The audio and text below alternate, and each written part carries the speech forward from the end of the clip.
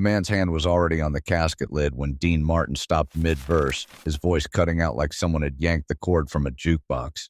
Wait, because what happened in the next 40 seconds would follow Dean for the rest of his life. And it started with a question no one in that room had the courage to ask out loud. The Fontaine Funeral Home in North Las Vegas wasn't the kind of place you'd expect to find Dean Martin. It sat on a dusty stretch of road between a pawn shop and a closed-down diner. But here he was, standing 3 feet from a mahogany casket, wearing a black suit that cost more than most of the cars in the parking lot, singing My Way to a room full of men who looked like they'd rather be anywhere else. The deceased was Vincent Carbone. At least that's what the program said. The men in the folding chairs called him other things. Vinny the Quiet, the accountant, the man who knew. For 32 years, Vincent Carbone had kept the books for people who didn't want their books kept anywhere official. He knew where the money went. And 3 days ago, according to a death certificate signed by a doctor no one could locate, Vincent Carbone had died of a heart attack in his sleep. Dean had been asked to sing. That was the word they used. Asked. When Sal Marciano calls your manager at 2 in the morning and says Mr. Martin would be doing everyone a favor, the word asked takes on a different meaning. Dean understood. He'd understood since 1961. Notice how quiet the room was. 37 men sat in those folding chairs, and not one of them coughed. They watched Dean the way you watch a card dealer when you're not sure the deck is honest. Dean was halfway through the second verse when he felt it, that prickle at the back of his neck. Something was wrong. The song was wrong. The room was wrong. He kept singing, but his eyes moved, scanning the faces in front of him. There was Sal Marciano in the front row, a man built like a refrigerator in a suit. Next to him sat Tommy Blue Point DeLuca, who got his name from an incident involving an oyster fork that Dean had decided long ago he didn't want to know more about. Behind them, rows of hard faces and harder eyes. But it was the man in the back row who made Dean's throat tighten. He was younger than the others, maybe 35, with the kind of face that looked like it had been assembled from spare parts, jaw too square, nose crooked twice, eyes that didn't match. He wasn't looking at Dean. He was looking at the casket, and his right hand kept moving toward his jacket pocket. Listen, because this is where the story splits into 2 versions. The official version said that Dean Martin performed a beautiful rendition and left promptly afterward. The other version, the one that lived only in the memories of 37 men who would never speak of it, began when the young man in the back row stood up. He's not dead. The words cut through the room like a blade through silk. Dean stopped singing. The piano player behind him hit a wrong note and then went silent. The young man was walking now, moving down the center aisle. Men shifted, reaching for things that weren't supposed to be at funerals. Sal Marciano half rose from his seat, his face the color of raw steak. Sit down, Anthony. But Anthony didn't sit down. He kept walking until he was standing next to Dean, close enough that Dean could smell the whiskey and cigarettes and something else. Fear, maybe, or the absence of it. Ask him, Anthony said, pointing at the casket. Ask the dead man why he was at LAX yesterday with 2 suitcases and a ticket to Buenos Aires. Dean didn't move. He'd performed in front of 20,000 people without breaking a sweat. But right now, standing between a man who might be crazy and a casket that might be empty, he felt every one of his 53 years pressing down on his shoulders. Remember what I said about Vincent Carbone knowing where the money went? Here's what Anthony knew. 3 days before his alleged heart attack, Vincent had transferred $8 million from accounts that didn't exist to other accounts that existed even less. The money had vanished. Vincent had vanished. And then, miraculously, Vincent had reappeared. Dead, convenient, beyond questioning. This is a funeral, Sal Marciano said, his voice carrying the weight of 30 years of making problems disappear. Show some respect. I'll show respect when I see a body. The room was a powder keg now, and Dean Martin was standing in the middle of it. He could feel the tension like electricity in the air. Men were standing, hands were moving. Someone near the back was speaking rapidly into a telephone. And then, because Dean Martin had survived this long by knowing exactly when to take control of a room, he laughed. It wasn't a nervous laugh or a fake laugh. It was the real thing. The Dean Martin laugh that had sold out the Sands and charmed Audrey Hepburn and made Frank Sinatra say he was the only man funnier than himself. Kid, Dean said, turning to Anthony with a smile that didn't reach his eyes, you've got lousy timing. I was just getting to the good part. The tension cracked just a little. A few men chuckled nervously. Sal Marciano's face shifted from murderous to merely homicidal. Dean turned back to the room, microphone raised. Now, I don't know about you gentlemen, but where I come from, we don't interrupt a man's funeral. It's bad luck. He paused, timing it perfectly. Of course, where I come from, we also don't usually have the deceased showing up at airports, but I guess that's Vegas for you. Now, here's what you need to understand. Dean Martin made a choice. He could have stepped aside. He could have finished his song and walked out. That's what a smart man would have done. That's what every man in that room expected him to do. Instead, Dean walked to the casket. The room went silent again, but it was a different silence. Now, expectant, electric. Dean's hand touched the polished mahogany, and he could feel the eyes of 37 dangerous men burning into his back. You know what I always say, Dean said. Trust, but verify. That's the Italian way, right? He looked at Sal Marciano, who had gone very still. With respect, of course, Dean added. I'm just a singer. I don't know anything about missing money or airports, but I do know one thing. If the man in this box isn't Vincent Carbone, then every single person in this room has a problem. And if he is, then this young man owes everyone an apology, and we can all go back to mourning in peace. The silence stretched. Dean could hear his own heartbeat, loud and steady, the rhythm of a man who had decided to stop being afraid. Sal Marciano stood slowly. He walked to the casket, his footsteps heavy on the thin carpet. For a long moment he stared at Dean with an expression that could have meant anything. Then he nodded. Open it. Two men in dark suits moved forward. They positioned themselves on either side of the casket, their hands finding the hidden latches. The room seemed to hold its breath. Wait, because this is the moment that changed everything. Not the moment they opened the casket, but the moment just before, when Dean Martin looked across the room and saw something that made his stomach drop. The back door was open, and the chair where Anthony had been standing was empty. Stop! Dean's voice rang out, sharper than he'd intended. The two men at the casket froze, their hands on the lid. Where's the kid? Heads turned, murmurs rippled through the room, but Anthony was gone, slipped out while everyone was watching Dean in the casket. Sal Marciano's face darkened.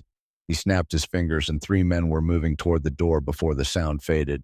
But Dean knew, they all knew, that in a neighborhood like this, with a head start of even 30 seconds, a man who wanted to disappear could disappear forever. Open it anyway, Sal said, his voice flat. We might as well know. The latches clicked. The lid rose slowly, hinges whispering in the silence. Dean found himself stepping closer, despite every instinct telling him to stay back. The man in the casket was definitely dead. That much was obvious from the waxy pallor, the stillness that only death can bring. He was dressed in a dark suit, hands folded across his chest. But he wasn't Vincent Carbone. Listen, here's where the story gets complicated. The man in the casket was Vincent Carbone's brother Paul, twin brother, a man who had spent 40 years avoiding his siblings' business, working as a school teacher in Fresno, visiting only on holidays, a man who had no enemies, no debts, no reason for anyone to want him dead. Paul Carbone had been found in his apartment 2 days ago, dead of what the coroner called natural causes. His brother Vincent had claimed the body, arranged the funeral, paid for everything. And then Vincent had disappeared. The room erupted. Men were shouting, phones were ringing, and somewhere in the distance, sirens began to wail. Dean Martin stood very still in the middle of the chaos, his mind working through the implications. Vincent Carbone had killed his own brother, or had him killed, just to fake his own death. $8 million was enough to buy a new life anywhere in the world. Mr. Martin, Sal Marciano's voice cut through the noise. He was standing very close now, close enough that Dean could see the vein pulsing in his temple. I think you should leave now. I think you're right. But as Dean turned to go, Sal's hand caught his arm. Not hard, not threatening, just enough to stop him. You did something tonight, speaking up like that. The mobster's eyes were unreadable. Some people might call that brave. Some might call it stupid. What would you call it? Sal's grip loosened. I'd call it interesting. Vincent was supposed to be my friend. 30 years we worked together, and he played me like a mark at a 3-card Monte table. He paused. The kid, Anthony, he came to me last week with questions. I didn't believe him. If you hadn't done what you did, we might have buried that casket without ever knowing. Dean absorbed this. In the world Sal Marciano inhabited, being wrong was dangerous. Being made to look foolish was worse than being dead. What happens now? Dean asked. Sal smiled, and it was not a pleasant expression. Now, Mr. Martin, you go back to your hotels and your television shows and your beautiful life, and you forget this ever happened. And Vincent? The smile disappeared. Vincent made a choice. Everyone makes choices. Some choices you don't come back from. If you enjoyed spending this time here, I'd be grateful if you'd consider subscribing. A simple like also helps more than you'd think. The drive back to the strip took 20 minutes, but it felt like hours. Dean sat in the back of a black sedan watching the lights of Las Vegas grow brighter as the dusty roads gave way to neon and concrete. The driver didn't speak. Dean didn't either. Back at the Sands, Dean went straight to the bar. He ordered bourbon, neat, and drank it slowly, letting the familiar burn chase away the cold that had settled in his chest. He kept seeing the face in the casket. Paul Carbone, the schoolteacher from Fresno, the man who had tried so hard to stay away from his brother's world. An innocent man, used as a prop in someone else's escape. Remember what I said about choices? Here's the choice Dean made that night, sitting alone at the bar while the slot machines sang their mechanical songs. He decided to sing. Not to forget, that would be impossible. Not to pretend it hadn't happened, that would be a lie. But to sing anyway, to walk out on stage the next night, and the night after, and every night, until the music was the only thing left. 3 weeks later, Dean received a package at his hotel. No return address. Inside was a newspaper clipping. From an Argentine paper, something about an unidentified American found in an alley in Buenos Aires with 2 bullets in his chest and his pockets turned out. There was no note. None was needed. Dean read the clipping twice, then burned it in the ashtray on his dressing room table. He watched the paper curl and blacken, the words disappearing into ash and smoke. That night he sang My Way for the first time since the funeral. He sang it differently now, understanding the lyrics in a way he hadn't before. Every man faces his final curtain. Every man makes his choices. And some choices, no matter how far you run, you can't escape. Notice how stories like this never really end. They just pause, waiting for the next chapter. Vincent Carbone thought he could buy a new life with $8 million in his brother's death. But in a world where everyone knows everyone, where debts are measured in blood as much as money, escape is just another word for waiting. Dean Martin never spoke about that afternoon at the Fontaine funeral home. Not to his wives, not to his friends, not even to Frank. Some things you carry alone. But sometimes, late at night, when the casinos had gone quiet, and the stars over the desert were the only lights left burning, Dean would think about Paul Carbone, the schoolteacher from Fresno, the man who had tried so hard to stay clean, the man whose only mistake was sharing blood with a monster. 4 months later, Dean was performing at the Copa Room when a young man approached him after the show. Dark hair, crooked nose, eyes that didn't quite match. "Mr. Martin," Anthony said, "I wanted to thank you." Dean looked at him for a long moment. The kid was thinner now, with shadows under his eyes that hadn't been there before. "Thank me for what?" "For doing what I couldn't, for making them look." Dean sipped his drink. "I didn't do it for you." "I know." Anthony smiled, and it was a tired smile. "You did it because you couldn't not do it. That's the same thing in the end." He turned to leave, then stopped. "Vincent was my uncle, you know, my mother's brother. She's the one who asked me to find out the truth." Dean absorbed this, another piece of the puzzle sliding into place. "And did she get what she wanted?" "She got closure. Whether that's what she wanted?" Anthony shrugged. "That's the thing about truth. It doesn't care what you want." He walked out into the Vegas night, disappearing into the crowd of tourists and gamblers and dreamers. Dean watched him go, then turned back to his drink. That night, Dean sang until 2 in the morning. He sang every song he knew, and a few he'd forgotten. He sang until his voice was hoarse and his feet ached, and the last drunk had been guided gently toward the door.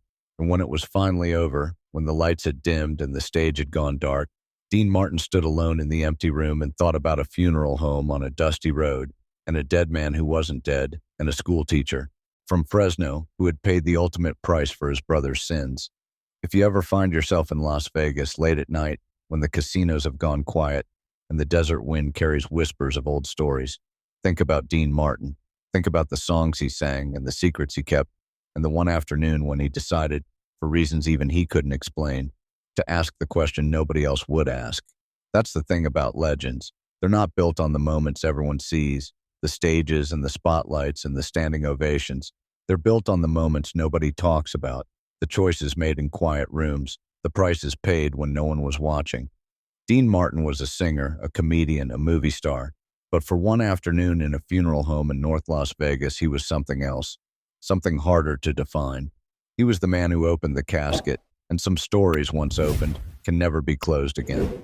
If you want to hear what really happened the night Vincent's associates came looking for answers, tell me in the comments.